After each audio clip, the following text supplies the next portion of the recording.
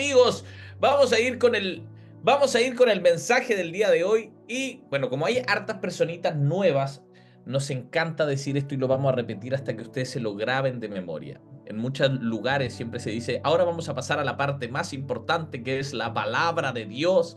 Y el resto que pasó antes es como todo insignificante y como que nada de lo que sucedió anteriormente importa hasta este momento. El resto es puro accesorio. Y para nosotros, lo más importante no es la palabra de Dios. ¿Qué? ¿Está diciendo que no es lo más importante? Sí, eso estoy diciendo. Porque la palabra que importa no es el texto escrito. Lo que importa es lo que nosotros hacemos en vida. Que podemos mostrar esa palabra encarnada en cada acto que tenemos. Cuando compartimos las preguntas, cuando saludamos, cuando le cantamos con énfasis cumpleaños feliz, cuando hacemos sonreír a alguien que a lo mejor no la ha pasado muy bien. Bueno, también eso es importante. Así que aquí en la casa todo es importante. Vamos a ir con otra parte importante que es el mensaje. ¿Alguien sabe cómo se titula el mensaje de hoy? Lo dije en redes sociales, pero me gustaría si Disipando alguien... las Haciendo dudas, la paz algo con la así. duda. Algo, Haciendo dijiste la algo, paz con la duda. ¿Qué más? sí, algo de la paz con la duda Alguien o dijo con la fe. disipando. Disipando Las las dudas de la dudas. fe, las dudas de la fe. Las dudas de la fe. No, era efectivamente haciendo las paces con la duda. Porque a veces la duda ha sido tomada como nuestro enemigo. Yo no sé, yo no me acuerdo las dudas, pero a veces la duda ha sido tomada como nuestro enemigo, como algo muy contrario a la fe. Bueno, ahora vamos a ir con un mensaje para ello. Un mensaje que a lo mejor nos pueda reconciliar con esta parte que todos... ¿Ustedes han tenido dudas? El profesor siempre al final de la clase te decía, ¿dudas?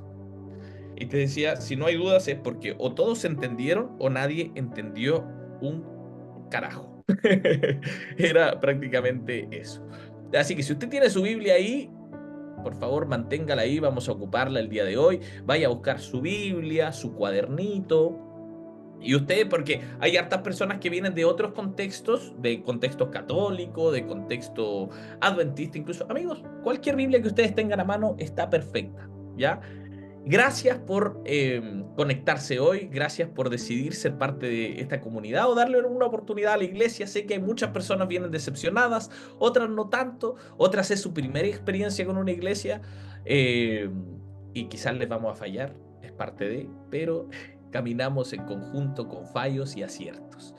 Así que vamos a empezar el día de hoy haciendo las paces con la duda. Así vamos a empezar. No sé si ustedes, al igual que yo, crecieron en ambientes donde las preguntas no eran tan bien recibidas, o soy el único que creció en ese tipo de ambientes. Antes, yo creo que antes, sobre todo antes, los que tenemos 30 y tanto para arriba, era como más difícil. Ahora las generaciones son tan distintas a las nuestras, a los que somos más viejos, porque estos locos preguntan todo, no temen hablar. Yo me acuerdo ver a mi hermana chica diciéndole ciertas cosas a mi papá, como cuestionando a mi papá, y yo decía, aquí se viene el golpe, como que esperaba el golpe de parte de mi papá, así como, porque por menos que lo que mi hermana chica le decía a mi papá, a mí me volaron la jeta, y a ella, no, mi papá le respondía con una calma y no sé si era envidia, no sé si era rabia, no sé, era como, ya, ya voy ahora, ¿dónde viene, en qué momento aparece el chachazo de mi padre volteándole la cara a esta niña? Y no, nada. Como que son más atrevidos en ese sentido los jóvenes, pienso yo. Por lo menos a mí me pasaba. Pero yo sí crecí en un ambiente donde cuestionar no era muy bien visto. Hacer preguntas no eran bien recibidas las preguntas. Y siempre dudaba si hacer o no hacer preguntas, porque yo no quería quedar como un tonto y de hecho en mi colegio yo dejé de hacer preguntas, antes hacía muchas preguntas, pero dejé de hacerlas porque era típico que tus compañeros del colegio, si hacías una pregunta muy obvia, ellos te respondían con un... "Ah". Nunca le hicieron en el curso, por favor, díganme que no soy el único que le hicieron esto en el curso, que de repente uno decía algo y decían tus compañeros, "Ah". Algunos te cantaban una canción y Sí, decían, taran, taran, no voy a decir el garabato, pero sí, taran, taran. Ya, amigos, no le hicieron eso a sus compañeros porque a mí me lo hicieron y era como, ya no sé si hacer la pregunta o no. Yo hacía preguntas que para mí no eran tan obvias, pero quizá para ellos sí, entonces yo dejé de hacer preguntas. A veces, sí, la cobardía me ganó esa batalla y guardé todas mis preguntas en el baúl del desconocimiento. Y cuando te decían, ¿entendiste? Yo sentía que había entendido de algo que la verdad es que no tenía ni la menor idea. Porque si todos lo entendieron, ¿por qué voy a decir yo que no lo entendí? No, es como no quedar como tonto, ¿no? A veces cuando no hay preguntas, yo siento que es como para no quedar como tonto. No, es que a lo mejor esto es muy obvio lo que voy a preguntar. Me van a hacer el... Y no quiero eso. Entonces yo fui criado en una época que no podía cuestionar ni a los profesores, ni a mis padres, ni a los adultos en general. Entonces yo creo que estas crianzas que hemos tenido, estos espacios inseguros para hacer preguntas, que ridiculizan el desconocimiento del otro, de alguna forma atrofian nuestra razón. Y con la razón atrofiada, de esta forma en que siempre nos hemos dirigido en el colegio, en la casa, con esta razón atrofiada, nosotros nos acercamos a los espacios eclesiásticos en donde adivinen qué, tampoco se es permitido cuestionar. Es como extraño que alguien en medio de una prédica levante la mano y diga, oye, ¿sabes qué? No estoy de acuerdo con esto. ¿Por qué lo hace? Solo escuchamos. Entonces, los pastores muchas veces yo creo que se han sentido amenazados cuando les cuestionas y le cuestionan lo que están diciendo y ellos para justificarse, para justificar lo que ellos piensan o creen, dicen, no, la Biblia es clara y utilizan estas frases muy típicas. La Biblia es clara cuando dice, o dice, chicos, no lo digo yo, lo dice la Biblia. Si usted tiene problema, dígaselo a la Biblia, porque eso es lo que dice la Biblia. Y eso, ¿qué puedes decir frente a esa respuesta? O sea, ¿qué hay para que uno pueda decir? No, yo creo que no hay nada. En otras palabras, lo que el pastor te está diciendo en ese momento es, oye, ¿cómo se te ocurre cuestionar a Dios? ¿Cómo se te ocurre cuestionar lo que Dios está diciendo? Humano imbécil. Una cosa que yo creo que es algo así lo que humano imbécil, deja de cuestionar a Dios. Y es así nomás, pues es así.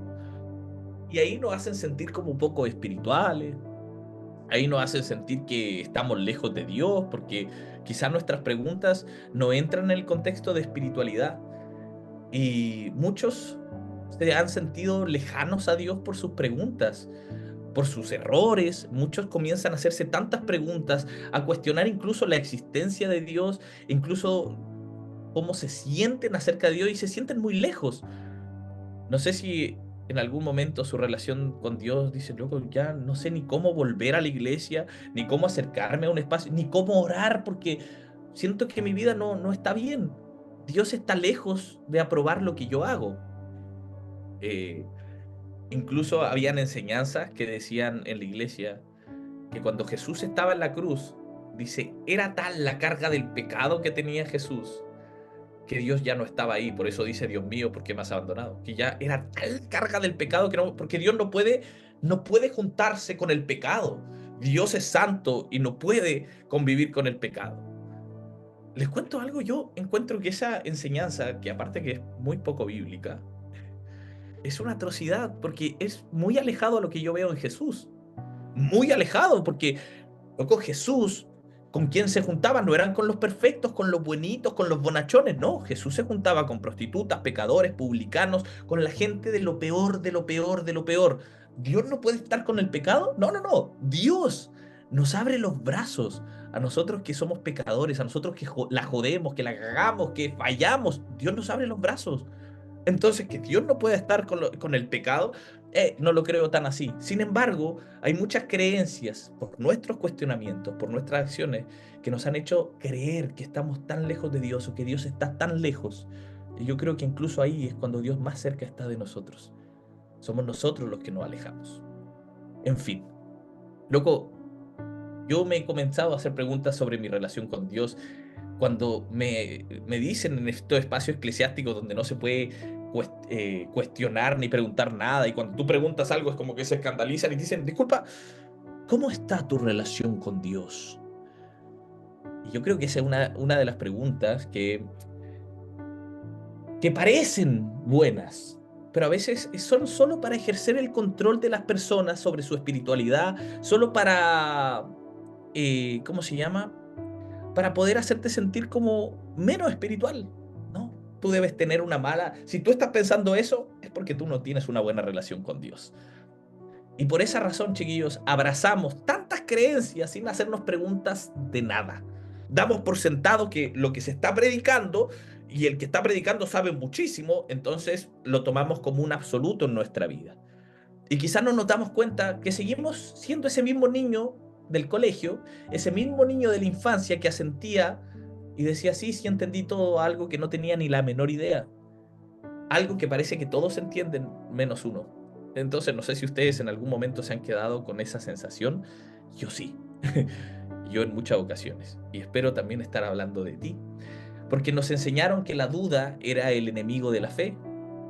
Por lo menos eso aprendí yo. La duda es el gran enemigo de la fe. Y yo no estoy seguro de en qué momento se decidió que tener fe parece que es una creencia, un saber inquebrantable e inmutable en Dios, sin importar qué tipo de tormenta esté atravesando. No, no, es algo que se da por sentado. Pero tengo buenas noticias para ustedes, para mí, para todos nosotros, que lo opuesto de la fe no es la duda.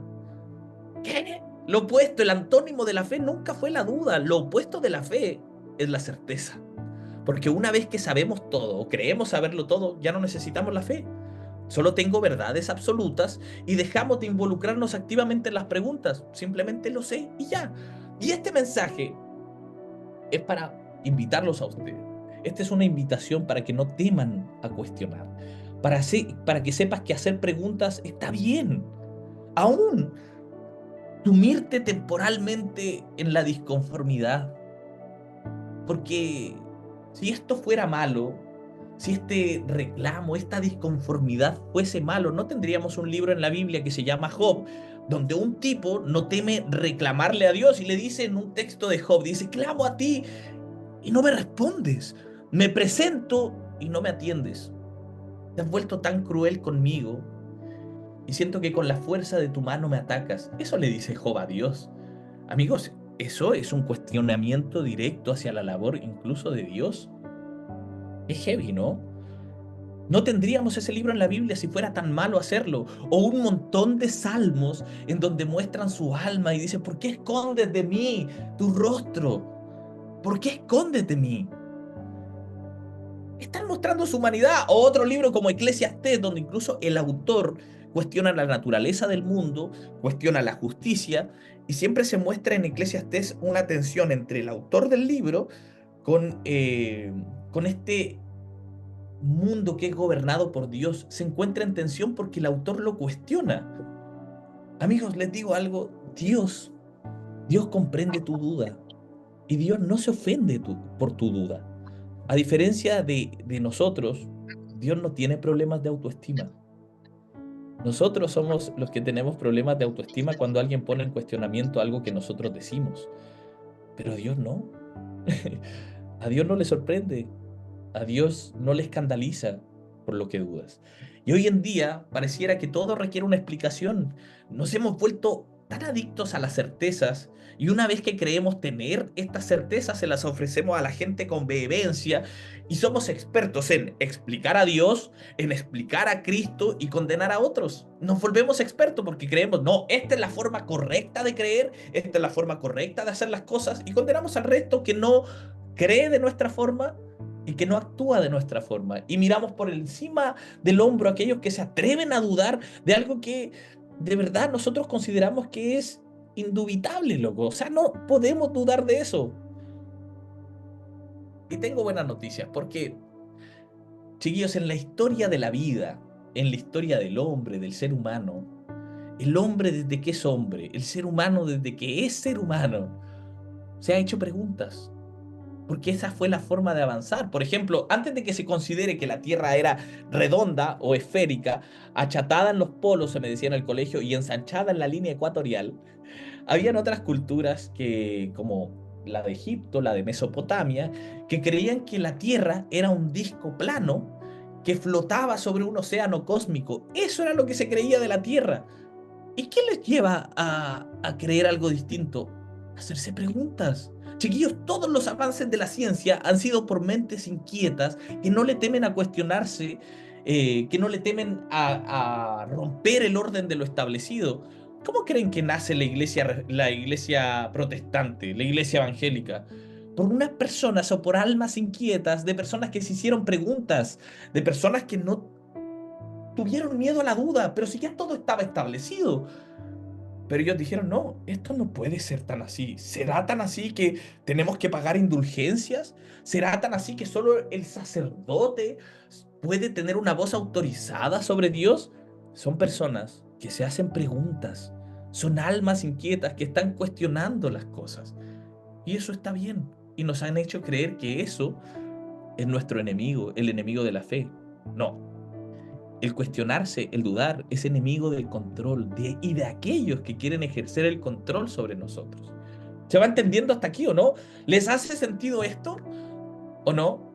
¿Les han hecho creer que es el enemigo o no tanto? ¿O solo yo me creo el enemigo de la duda y debería hacer una película sobre ello?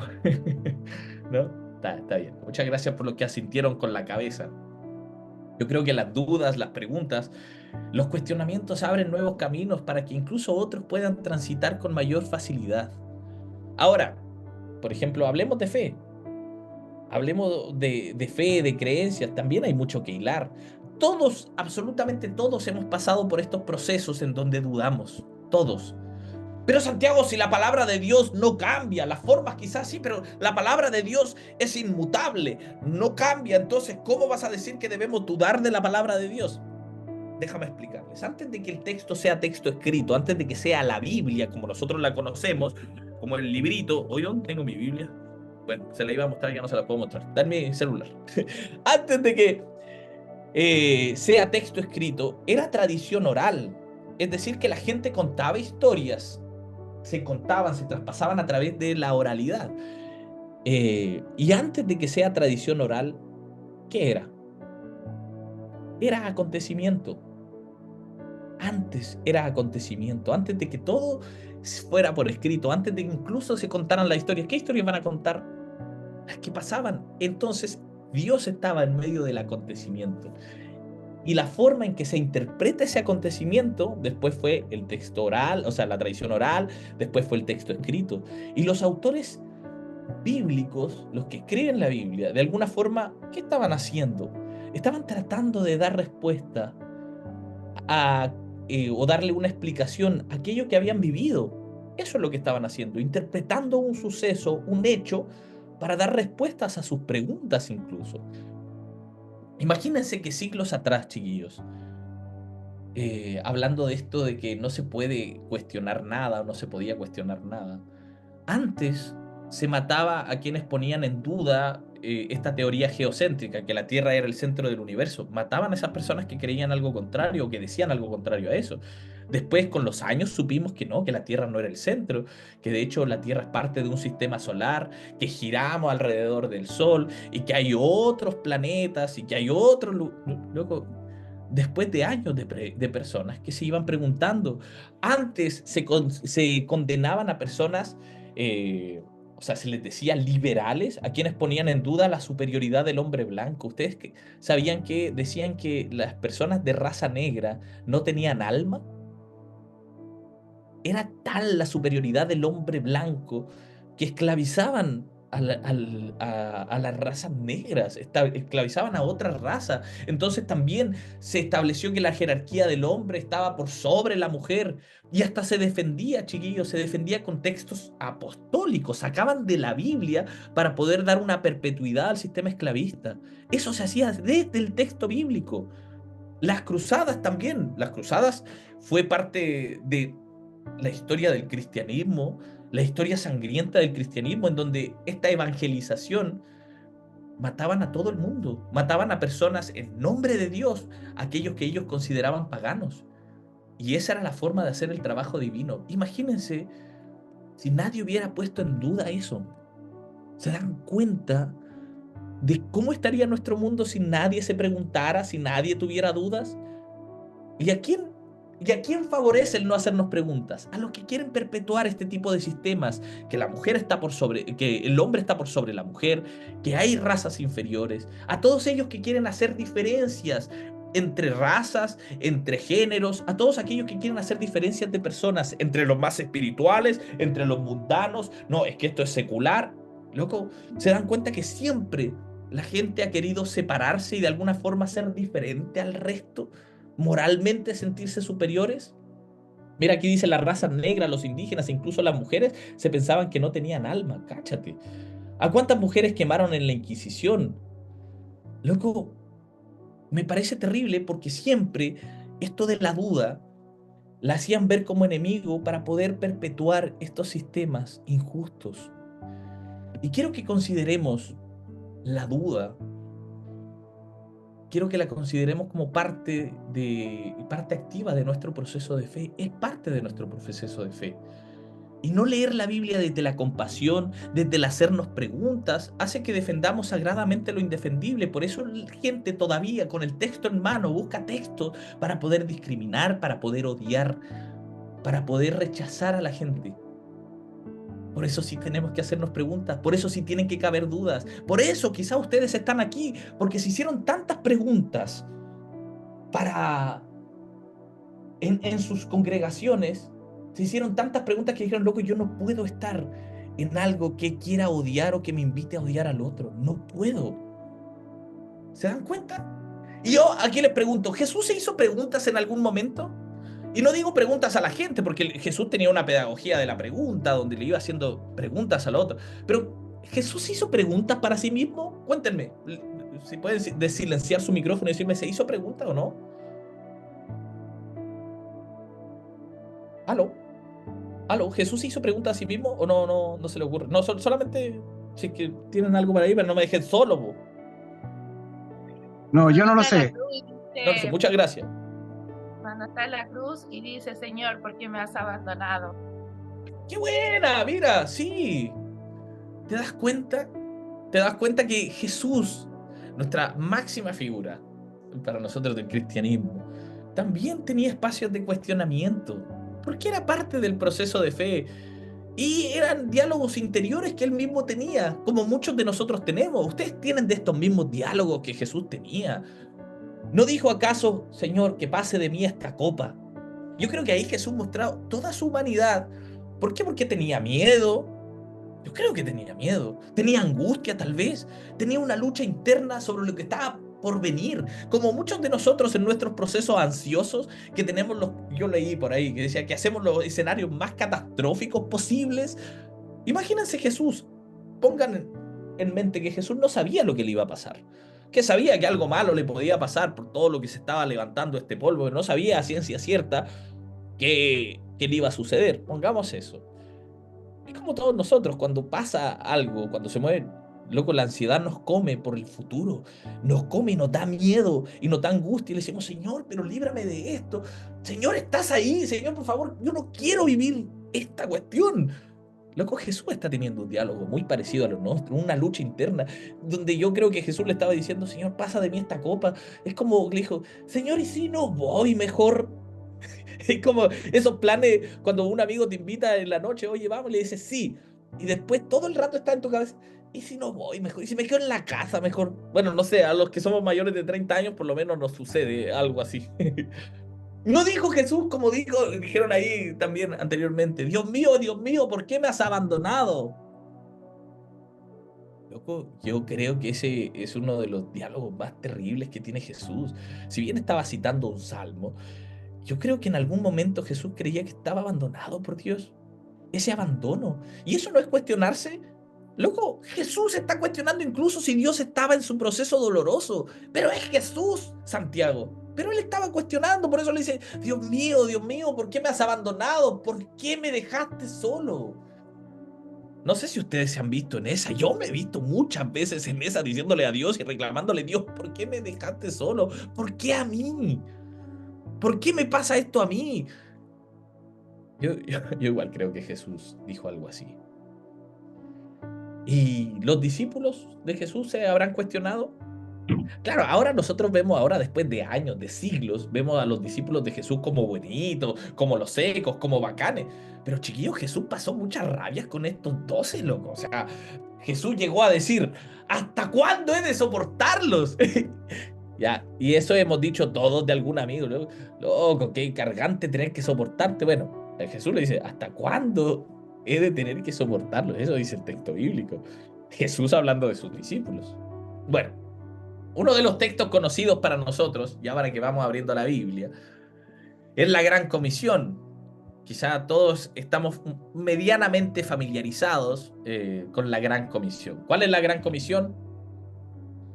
Alguien que me diga rapidito. ¿Cuál es la Gran Comisión? No, ya, no, gracias. Ahí me dijo Felipe Veloso, id. Ya, con eso ya vamos sabiendo. Id y predicad, id y hacer discípulos, id y hacer discípulos. Muchas gracias. La Gran Comisión. Mateo 28:18, cuando le dice, toda potestad me es dada en el cielo y en la tierra, por tanto, id y hacer discípulos a todas las naciones, bautizándolos en el nombre del Padre, del Hijo y del Espíritu Santo, y enseñándoles a que guarden todas las cosas que os he mandado. Y aquí que estaré con vosotros todos los días hasta el fin del mundo. Amén. Los envía. Y uno dice, aquí Jesús empodera a todos sus discípulos y dice, chiquillos, ahora vayan ustedes que ya son secos, ustedes que son los más bacanes de la vida, vayan y hagan discípulos. Y uno dice, claro, lo encomendó, pero yo no soy esa persona, porque ellos eran discípulos de Jesús tan buenos y perfectos que los envió. Yo quiero que vayamos al texto bíblico 2 versículos antes de la Gran Comisión. Mateo 28:16. Por favor, si pueden abrir sus Biblias ahí, y quiero que leamos el texto justo antes, versículos antes. Yo creo que no habían pasado ni horas antes de decir la Gran Comisión, y dice esta frase. Por favor, Mateo 28:16, si alguien la puede leer. Si alguien la puede leer, por favor. Acá la tengo. Muchas gracias. Dice, pero los 11 discípulos se fueron a Galilea, al monte donde Jesús le había ordenado, y cuando le vieron, le adoraron, pero algunos dudaban. Perfecto, ¿Digo? hasta ahí, querido Oscar. Me encanta este texto, porque justo antes de decimos, ay, cuando Jesús los empodera y los manda a la Gran Comisión, está este texto molestándome ahí. En una palabra, dice que cuando le vieron, le adoraron. Recuerden, Jesús resucitado, ya Jesús resucitó, ya se va Jesús, ya se va de la tierra y va a comisionar a sus discípulos. Pero antes dice que cuando vieron a Jesús, a este Jesús resucitado, le adoraron. Pero qué, por favor, señale ahí en su Biblia. Ojalá con rojo, si usted señala en la Biblia. ¿Qué dice? Pero algunos, ¿qué cosa? ¿Qué cosa? ¿Algunos qué, señores? Dudaban. Muchas Dudaban. gracias por no dejarme Dudaban. solo. Algunos dudaban.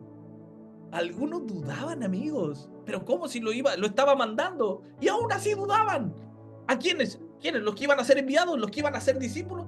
¿Por los que quizás nos llegó el evangelio a nosotros? Sí, esos mismos dudaban. Porque es parte del proceso de fe. En Marcos 16, en el final que es más largo, ¿no? Dice que las mujeres dieron testimonio de que Jesús había resucitado a los discípulos, pero no les creen. Y Jesús tiene que aparecerse a ellos para confirmarles que, efectivamente, para confirmarles esto. En Lucas 24, también las protagonistas de los testimonios de Jesús resucitado siguen siendo las mujeres. Y Lucas registra justo cuando ellas le cuentan la noticia a los discípulos. Y a ellos les pareció una tontería, así que no les creyeron. Después también en Juan 20, cuando todos han visto ya a Jesús, de hecho, antes nadie había creído sin haberles visto, y se juzga a Tomás, ¿han cachado? Ahí por ahí lo pusieron en un comentario. Se juzga a Tomás, porque dicen que claro, Tomás el incrédulo. Pero chiquillos, los otros discípulos lo vieron y por eso creyeron también. Pero Tomás no lo había visto aún en el texto, y por eso dice Jesús después, porque me has visto, has creído. Ese Tomás que dice, si yo no pusiera mi dedo en la llaga, yo no voy a creer. Y ahí dice, dichosos los que me han visto los que no me han visto y sin embargo creen. Esas son las palabras de Jesús. Esas son las palabras de Jesús a un asombrado Tomás que reacciona después de esto, después de su duda, reacciona con una de las declaraciones quizá más poderosas de la resurrección y le dice, Señor mío y Dios mío. ¿Logran notar el detalle en todos estos textos? Nadie, absolutamente nadie creyó sin haber visto antes. Nadie, ni las mujeres, ni los discípulos, nadie. Incluso aún con la evidencia palpable. Y Mateo nos confirma en la Gran Comisión que dice, y algunos dudaban. No obstante, esta convicción de que Cristo había resucitado se hizo real con rapidez en la primera iglesia, en la iglesia primitiva. Y después la bienaventuranza se registra en el Evangelio de Juan y ahí toma más fuerza cuando dice bienaventurados los que no me han visto y sin embargo creen. Tal vez, solo tal vez, si leemos los evangelios, entendiendo que en medio de este milagro de la resurrección no se excluyó la duda, no se excluyó la incredulidad, podríamos entendernos, podríamos entender a aquellos que dudamos. A los que dudamos cuando las cosas no salen como nosotros esperamos. A los que dudamos cuando oramos y sentimos que Dios no escucha. Todo el mundo, chiquillos, todo el mundo duda.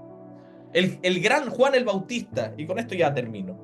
El gran Juan el Bautista, el loco dudó. Como, el loco murió. No, no, no. Le cambio dice, el loco dudó. Juan el Bautista. De hecho, Juan, cuando está preso, manda a 2 de sus discípulos a preguntarle, ¿eres tú el que ha de venir o tenemos que esperar a otro? Le está diciendo Juan, el que preparó el camino, que se dice, ¿no? Dice, ¿eres tú? Vayan y pregúntenle a Jesús si era él el que ha de venir o tenemos que esperar a otro. Y me encanta que la respuesta de Jesús no se enreda en dar una mega explicación, haciendo una apologética argumentativa de que es él. No, no, no, él responde de manera muy sencilla. Y le dice, vayan y díganle a su maestro, díganle lo que han visto y lo que han oído. ¿Y qué cosa han visto y han oído? Los ciegos ven, los cojos andan, los leprosos son limpiados, los sordos oyen, los muertos son resucitados y a los pobres les es anunciado la buena noticia. Vayan y díganle lo que ustedes han visto y han oído. La gente que nos rodea, chiquillos, podrá ver en ustedes y en mí eso que podía ver en Jesús. Que cargan con sus dudas y todo eso, pero sus dudas no son impedimento. La gente no se anda preguntando si una iglesia es la verdadera o esta denominación es la del original. No, no, la gente anda buscando hechos, evidencia, y no tal vez sobrenaturales como milagros, como que ustedes caminen sobre el agua ni nada. Tal vez lo que a nosotros nos falta es ir a la acción, es comenzar a resolver, a poner las manos en beneficio de ayudar a alguien más, que no seamos solo nosotros. Y puedas responder tú, díganle lo que han visto y han oído. La gente está recibiendo el bien. A los pobres se les predica la buena noticia. Porque la fe no es algo que se cree solamente. La fe es algo que se encarna, que se vive. ¿Sabían que la raíz etimológica de la palabra fe es pistis? Pistis o pisteuo, que significa conocimiento. ¿Qué? ¿La fe es conocimiento? Sí. Pero no es el conocimiento de saber y ya solamente. No, no tiene que ver eso. Es con encarnar, es vivir aquello que yo he decidido creer. Es vivirlo. Si no, no es fe. Entonces la fe no era como, ya, creer y ya. No, no se trata de creer y ya. Eso es credulidad. La fe tiene que ver con encarnar lo que hemos decidido creer. Y creo que todos estamos parados sobre los grandes hombros de la duda. Generaciones de fieles, yo creo que a lo largo del mundo también están expresando ahora, o se atreven a expresar sus dudas y están agitando los puños contra Dios porque es parte de un proceso humano, incluso no sentir a Dios a veces, incluso cuestionar a Dios a veces. Y no está mal, es parte de nuestro proceso de fe. Ser una persona de fe significa tener una biblioteca bastante grande de escépticos y quejosos a los que van a recurrir. Y quizá ahí nos vamos a sentir menos solos con nuestros propios lamentos. Quizá nos vamos a desfogar y sentir mejor cuando podamos hablarlos. Los salmos están llenos de esos. Así que la distancia quizá que ahora sienten con Dios y que a veces sienten cuando dudan y sienten que le fallan a Dios cuando dudan, puede ser que esa distancia que sienten no sea entre tú y Dios, sino entre tú y las ideas que has tenido sobre Dios hasta el momento. Y eso es muy diferente. Y más interesante y de hecho esperanzador, porque a veces creer en la fe significa tener que reconsiderar todo, reconsiderar nuestras viejas ideas que podrían haber funcionado para nosotros en el pasado y a veces necesitan esas ideas una actualización. Y eso también es una forma de fe, una fe que no da espacio a la duda y a los cuestionamientos, chiquillos, solamente es credulidad que es vacía y pasajera. Nada más. Yo creo que cada cierto tiempo se van reportando testimonios que dicen haber visto a Jesús. Le han visto comprando comida en un supermercado. Le han visto cargando el carrito de una anciana en el supermercado. Otros han visto a Jesús enseñando en una escuela rural. Unos afirman que está en una sala del hospital conversando con personas que han estado, con las familias que han estado enfermas o que tienen un pariente enfermo terminal. Incluso le dicen que le vieron en la zona roja, cuidando a los hijos de las prostitutas. Ese, ese es un milagro que ocurre, ¿saben cuándo? Cuando la iglesia, cuando el cuerpo de Cristo decide encarnar la vida de ese Jesús, decide vivir lo que ha decidido creer, incluso lleno de esas dudas, incluso cuando no tenemos certezas de algunas cosas. Cuando esto ocurre, la resurrección no solo es un dogma de fe, sino que se hace concreta y se hace más real que nunca. Que el mundo, chiquillos, crea no por las evidencias que exigen veredictos, que crean porque han visto a Jesús viviendo en ti, en mí y en nosotros, en medio incluso de nuestros procesos de cuestionamiento, en medio de nuestras tristezas y en medio de cuando nosotros agitamos la mano contra Dios y le decimos, ¿por qué me has abandonado? Acarreando todo eso, la duda es parte de nuestro proceso de fe. Amén. Amén. Vamos a orar. Vamos a orar. Vamos a orar. Señor, te damos gracias, papito, por hablarnos de alguna forma, por hacernos sentir menos mal con aquellos cuestionamientos que tenemos, sobre todo cuando las cosas no salen como quisiéramos. Cuando me he sentido mal por incluso cuestionar si tú estás en medio de mis procesos dolorosos, en mis procesos tristes. Cuando me siento mal porque digo, ¿dónde estará Dios cuando se duelen en África? No sé.